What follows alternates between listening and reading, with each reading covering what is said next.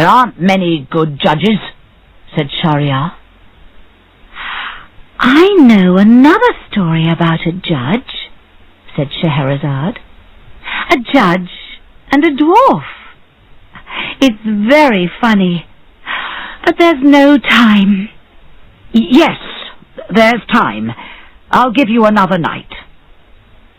So the next night, Scheherazade started a new story.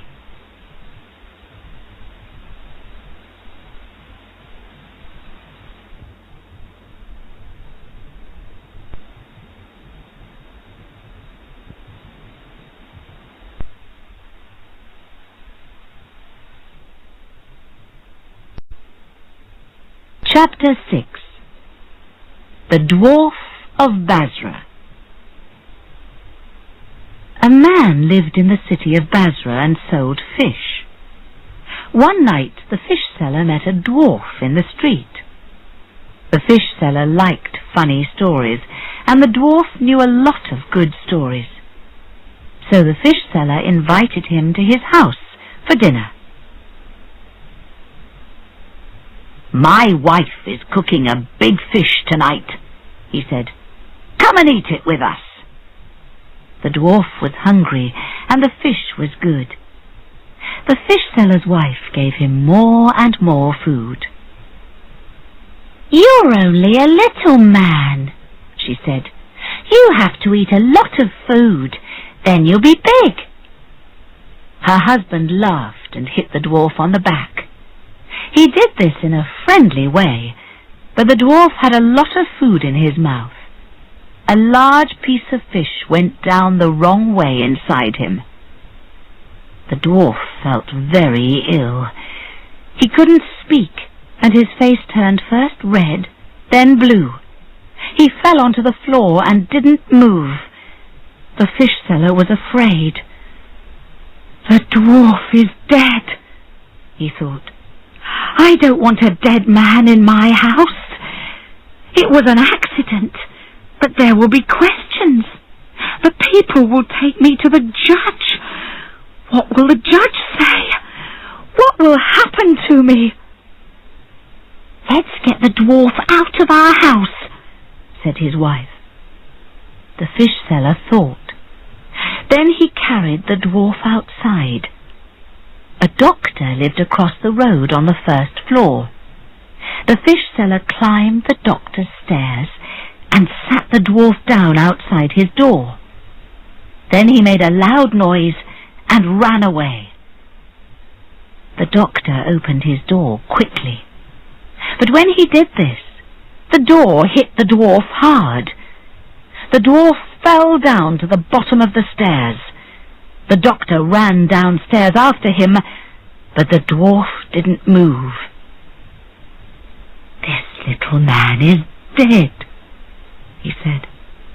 "It was an accident, but what will everybody say?" "He's a doctor, but he kills people." "Nobody will come to me again. What am I going to do?" Then he had an idea. He looked up and down the street. It was late and nobody was outside. An old bird seller lived in the next house. "I know," thought the doctor. "I'll throw the dwarf over the wall into the old bird seller's garden. Then the dwarf will be his problem, not mine." The dwarf went over the wall easily and came down near the birds. The birds started to make a loud noise. From inside the house, the old bird seller heard the noise. "Somebody is hurting my birds," he thought. He ran outside and saw the dwarf on the ground near the birds. He started to hit him hard on the head. "Thief! What are you doing with my birds?" he shouted. "Tell me!" But the dwarf didn't speak. He didn't move. Then the old bird seller was afraid and looked at the dwarf again. "This little man is dead," he thought. "I hit him, but I didn't want to kill him. What will the judge say? Then he had an idea. He looked out of his garden. Nobody was outside. He carried the dwarf down the street to a big house. A very rich man lived in that house. He put the dwarf in front of the rich man's door. Then he ran home. The rich man was out for the evening with friends. When he came home, he found the dwarf in front of his door. "Wake up!" he shouted angrily. "You can't sleep here!" He began to kick the dwarf hard. The dwarf didn't wake up, but other people in the street heard him. One man came out of his house and said, "Stop! Stop! You'll kill that little man!" The rich man stopped and looked down at the dwarf. But the dwarf didn't move. "You see," said the other man, "now he's dead." People looked out of their windows and shouted, "He killed the dwarf! Let's take him to the judge!" They took the rich man and the dwarf to the judge. It was the middle of the night, and the judge was asleep. But he woke up and came outside. He looked at the dwarf and listened to the people. The judge said to the rich man, "You killed him, so now you have to die." The bird seller heard the judge's words. "Please, sir," he said, "this man didn't kill the dwarf. I did it. I hit him on the head. I didn't want to kill him, but he died. I left him by this man's door." "All right," said the judge, "so you have to die."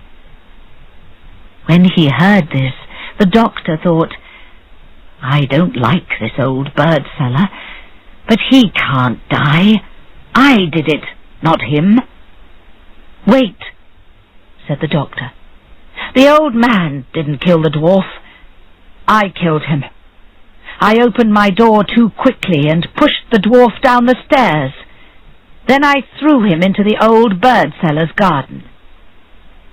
"When will we get to the end of this?"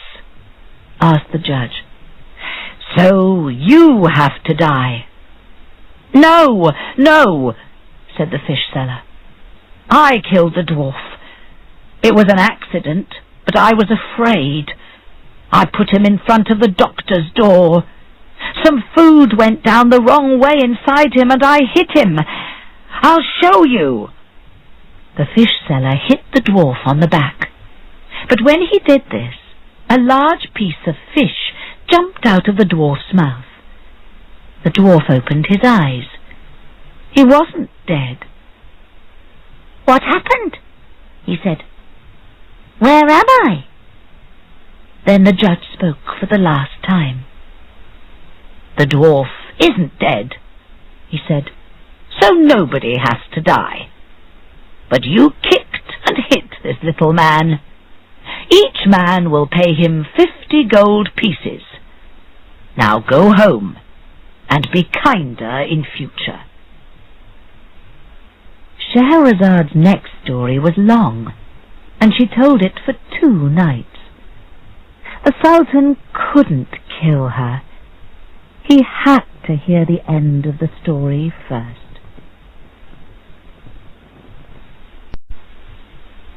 Chapter 7. Ali Baba and the 40 Thieves. Kasim and Ali Baba were brothers. Kasim was rich with a shop, a fine house, and a lovely garden. Ali Baba had very little money. He was a woodcutter with only 2 donkeys and a very small house. So the 2 brothers didn't often meet.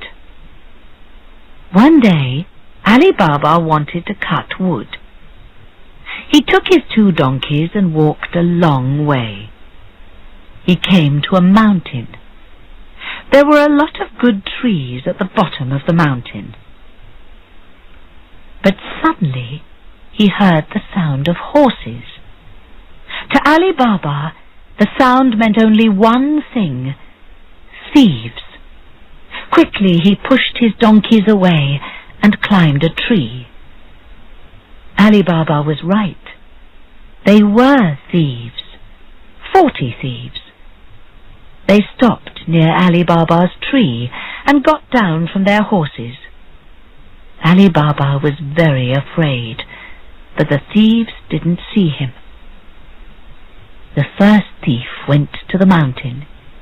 He stood in front of it and said very quietly, "Open, sesame." Then the wall of the mountain opened, and there was a large cave. The thieves carried bags into the cave, and the mountain closed behind them. Then they came out again and got on their horses. They went away through the trees. Ali Baba was very surprised. When everything was quiet, he came down from his tree. He went to the mountain. He stood in front of it and said, "Open, sesame." The wall of the mountain opened, and Ali Baba went into the cave. It was very dark inside. He couldn't see anything for a short time. Then he saw a lot of gold and other beautiful things. Ali Baba found his donkeys. He put the gold in 2 bags and put firewood on the top. Then he went home. It was very late when Ali Baba arrived home. He carried the bags into his house and showed the gold to his wife. She was very surprised and happy. The next day, Ali Baba's wife met Kasim's wife in the town. Kasim's wife liked to know everything. "Why are you happy today?" she asked. "Something happened to Ali Baba yesterday," answered his wife. "It's very exciting.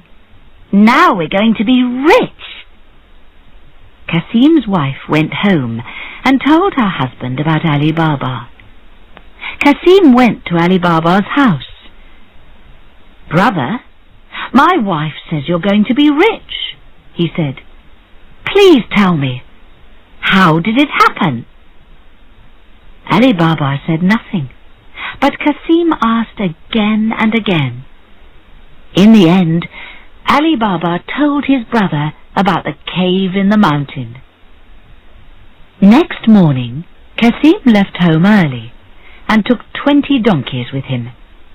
He found the mountain and opened the cave. Then he went inside, and the mountain closed behind him. Kasim could think only of gold. He carried 20 bags of gold to the mouth of the cave. He wanted to open the cave again, but he couldn't remember the right words. "Open mountain," he said. Then, "Open cave." He tried 100 ways, but the mountain didn't move. Suddenly the 40 thieves came back and saw the donkeys outside the cave. They opened the cave and ran inside. They found Kasim inside, and they killed him with their knives. "Let's cut this dead man into pieces," they said. "Perhaps other people know about this place too. When they see the pieces, they'll be afraid." They cut Kasim into 4 pieces and left the pieces inside the cave. Then they took his 20 donkeys and went away. Night came, but Kasim didn't come home. His wife went to Ali Baba. "Please, go and look for my husband," she said. So Ali Baba took his 2 donkeys and walked all night. In the morning he came to the mountain. "Open sesame," he said, and the cave opened. He saw the 4 pieces of his brother on the ground. The 40 thieves did this, he thought. Where are they now? Perhaps they'll come back. I have to be quick. He put the 4 pieces of Kasim into a bag and went home. Ali Baba didn't want people to ask questions about Kasim. Why is Kasim dead? Who killed him? Where? How? He didn't want everybody to know about the cave. Kasim had a very clever servant girl, Marjana. Marjana always knew the answer to a problem. She went to a doctor in the town. "Please, sir," she said to the doctor, "Kasim is very ill. Please give me something for him." In this way the story quickly went round the town. Kasim was very ill. The next day Marjana went to the doctor again. Later that day Kasim's wife and Marjana began to cry loudly. People in the houses near Kasim's house heard them. "Listen," people said. "Kasim's wife and servant are crying. Kasim was very ill, and now he's dead." "Now everybody knows Kasim is dead," said Ali Baba. "But he's in 4 pieces. We can't put him into the ground. People will see him and ask questions. Why is Kasim in 4 pieces? Who cut him into pieces? Where?" Again Marjana had an idea. In the town there was an old shoemaker. His eyes were very bad, and he couldn't see anything, but he was very good at his work.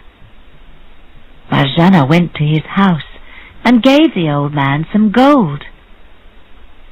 "Come with me, and I'll give you more gold," she said. "I have 4 pieces of something. I want you to make the 4 pieces into 1 piece."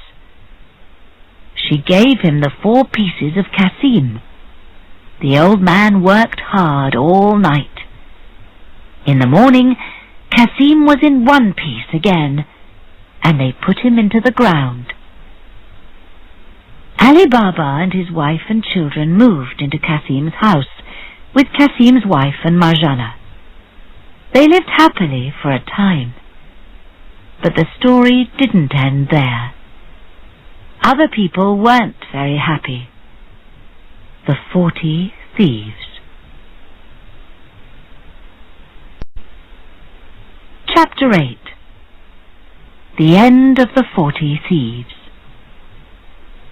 When the thieves came back to the cave, they were very surprised. Where were the 4 pieces of the dead man? "Another person knows about our cave," they thought. "Perhaps the dead man had friends.